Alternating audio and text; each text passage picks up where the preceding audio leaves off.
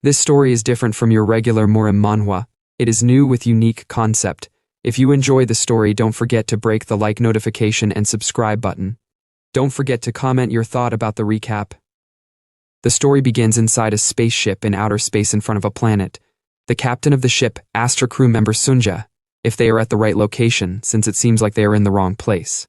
Sunja told her that the location is correct, since the planet in front of them is planet number, which is their exact destination, and the planet is called Earth. The other crew member, whose name is Robert, deemed the situation to be strange because he is sure that they're at the right place. But the planet is a place drenched of radiation, with not even a trace of oxygen. The captain couldn't believe that there's supposedly a high-value criminal, and a high-ranking member of the Black Blood Gang, is hiding in such place that is deprived of oxygen. She was quite pissed since Robert dares give her false intel, but Robert was like, no, it's true, for real, because the intel came out when Hao Moon raided the main system of the Beggars sect. The captain then asked Sunja what he thinks about the intel. Sunja replied while doing his repairs. He told her that if Hao Moon really came to Earth, then it would be to commit suicide. Because the oxygen saturation of Earth is at 23.76%, and radiation contamination level is at 87 sieverts, which makes it a perfect place for dying. The captain then asked him if it is possible for a human to live there. Sunja replied, with a top-notch radiation shield installed, and a high-capacity internal energy drive that spans multiple cycles, maybe they can last for about 6 hours. The captain then seriously asked Robert if he's willing to put his life on the line for the intel he got. Robert couldn't reply, since he can't just risk his life like that. But the captain wasn't interested in his response either. She then told him that if the criminal they are looking for is not there, then he would be in big trouble. Sunja then mentioned that there was a human life sighted below the surface of Earth, and so they went for the criminal hunt. Robert and the captain arrived on Earth at the location where life was detected, while Sunja was in charge of protecting the ship and giving them intel. It's quite surprising that Earth has now turned into a wasteland with no life in it, and the place they stood is popularly known as Mount Tai. The captain was surprised to see that the popularly known Mount Tai is right in front of her. Sunja told her that it's the origin of the Mount Tai star system, the very place where those old farts from the Martial Alliance call a legendary sanctuary. She couldn't believe that the trash dump in front of her eyes was once a legendary sanctuary. She was like, those old geezers from the Martial Alliance, why don't they do some cleaning at their so-called sacred ground? What do they make money for? Robert told her that they would never do anything that doesn't make money since they are all talk and no action. Sunja then told her through the earpiece that the place she is standing is the spot where the life was detected. The captain was surprised since there was nothing there, so she asked him if he's sure. Sunja replied yes, right below you. The captain then knelt down. She placed her hand on the ground. Robert asked her what is she planning to do. She replied, whatever is down there must sure be alive, but if it was she that was buried down there, she'd have suffocated long ago. She then activated her internal energy drive and boom, there was an explosion from below the ground. Robert, who was covered in dust, told her to give him heads up next time so that he can get out of the way. The hole was very deep. She then asked Sunja if there is still a sign of life. Sunja replied, it's faint, but still alive. There is also pretty large space down below. Robert then told the captain to bring the electronic ladder, but she dived in without paying attention to him. Robert was like, ha, you're always so hot-tempered. He then told her that they should go together. They arrived underground, and in front of them was a very big door with a sentence written on it by someone named Lee Mokjin. Robert had no idea what it says. The captain then told Sunja to translate it. Sunja told them that it's an ancient language used around 2,000 years ago. The word written on it state thus: the world fears me and imprisoned me with the great Dharma teachings. If you clumsily try to awaken me, death will greet you first. What the word meant is don't open the door if you don't want to die. Robert excitedly told the captain that the bastard criminal is hiding here because only someone like him would have the time for threats. But the captain told him that the threat wasn't from the criminal since it is written in an ancient language no one understands.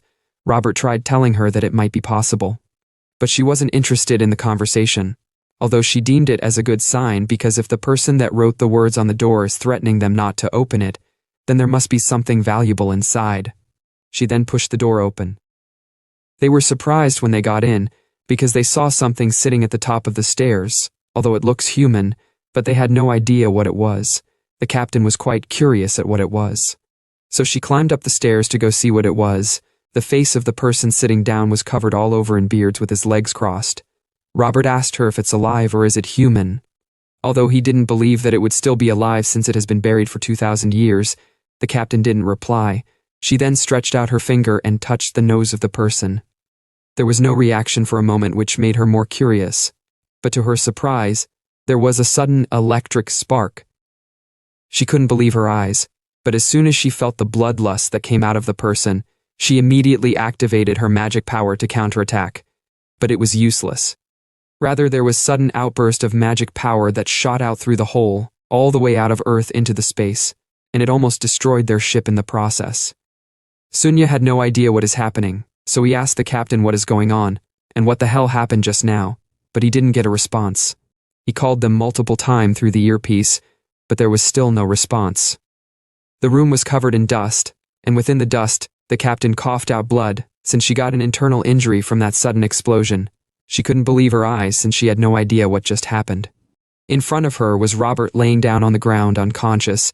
The unknown person then appeared in front of her. He said to her, "Who are you? Who dares to awaken me?" But the captain couldn't reply since she was still in shock. The unknown person wondered if she had come to challenge him. If that's the case, has a martial artist capable of challenging him finally been born? He then told her to speak, and she should tell him the reason why she awakened him, but the captain had no idea what he was saying since she can't understand a word. She then activated real-time translation mode. The person raised his hand with the aim to kill her if she doesn't answer his question. Upon realizing that the man wanted to kill her, she immediately activated her powers in order to block the monster's attack. The collision from their attack was intense. She did everything within her power to block the attack from the person, although she was able to block it. But she was breathing heavily, and she had no strength left to receive another attack. She also got a warning from the system on her waist that her drive has overload, and 1.2 cycles out of 1.14 has been used. So, she was told to please recharge her energy. She couldn't believe her eyes, since the person was still the same. Even after she expended all of her energy, the person then said, "The skill you used is the Quantum Golden Summit Divine Art, and the Red Mist Divine Palm. Although they are the martial arts of the EMA sect, but yours seems to have many impurities which suggest that you have learned it through theft. In other words, you are just a thief scraping by with grave robbing." The person was really furious, so he levitated upward since a mere thief dares to interrupt his eternal sleep. The captain was frozen in fear since she was unable to do anything against such terrifying being, but to her surprise, the person fell down. She had no idea what just happened. At the same time, Robert stood up. He told her that the person must have died since it was exposed to such radiation without a shielding field. It's only natural for the person to die. So it's surprising that it held out for a long time, but Sunja told them through the earpiece that the person is still alive. The breathing is normal and so is the pulse. The captain was surprised, so she was curious as to why the person collapsed. Sunja then said, "It seems like it collapsed from energy depletion. The body is fine, but the battery inside its stomach is drained. That is to say, it fainted from hunger since it was starving." Some hours later in their ship, Robert was in disbelief since the captain brought the monster on board instead of leaving it behind. He told her that she shouldn't have done that. She should have also seen his berserk earlier since it's worse than a cockroach exposed to radiation. At least a radioactive cockroach would be worth a few bucks, but the crazy monster isn't worth anything. So he asked her why the hell would she bring it along. The captain replied, "It's worth money and lots of it." But they had no idea what she was talking about. She said to them, "What is the most valuable cultural heritage today?" Sunja replied, "Ancient martial arts. The closer to the original, the more expensive it is." She told him that he is right, and judging by the circumstances.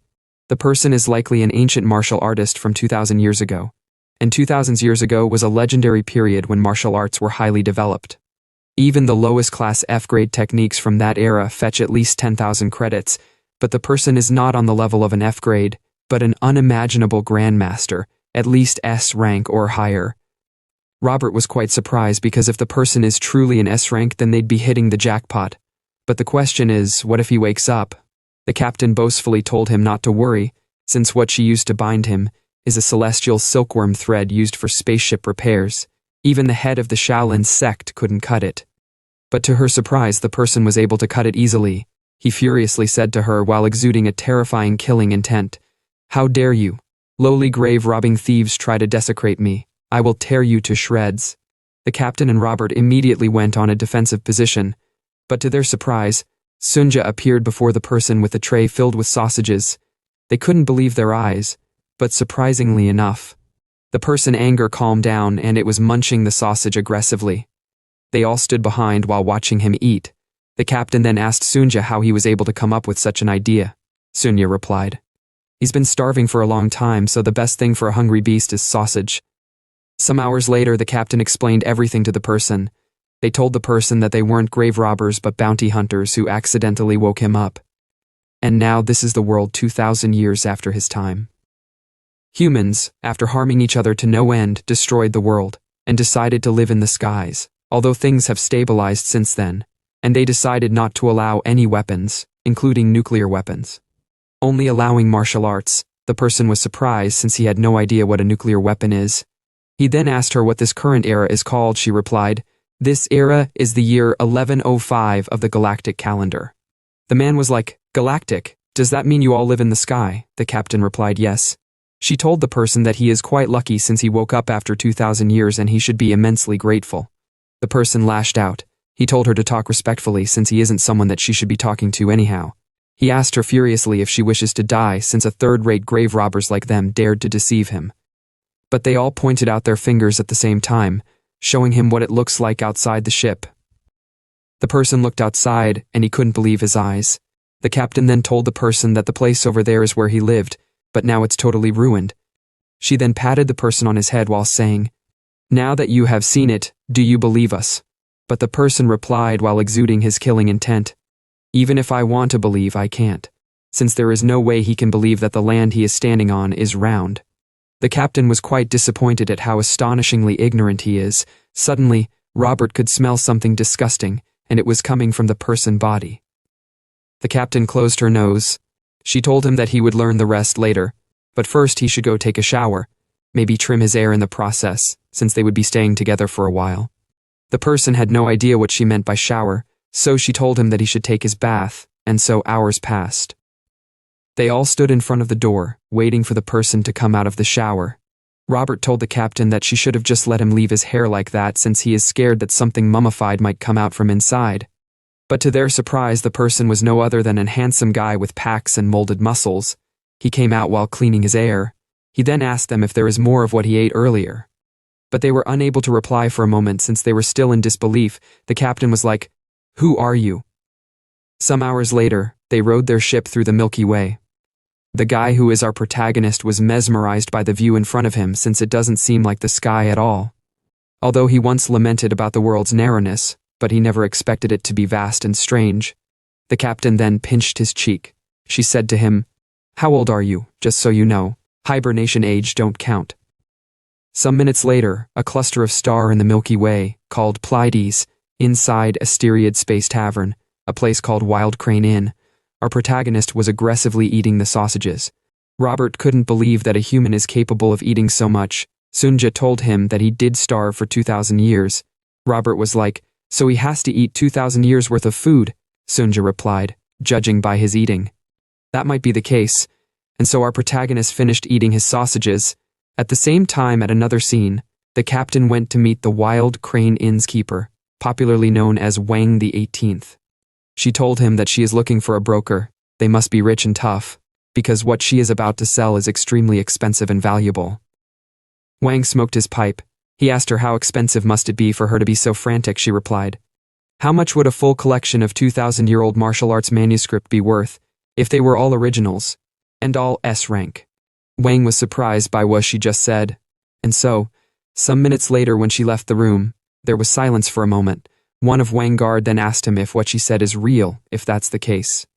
S-rank originals from 2,000 years ago must be incredibly valuable. But Wang told her that it's worth 0 credits, because if such things existed, one book alone could buy a planet, and more. And yet a mere mid-tier bounty hunter like her claims to have found a bunch of them. He deemed what she said to be nonsense, so he told his guard to just kick them out. The captain arrived at her crew's table. She then asked Robert where Sunja went to. Robert replied. She went to buy supplies. Sorry guys, I have been calling Sunja a male instead of a— This is the end of the video. If you guys want to see the next part, then don't forget to subscribe and like the video.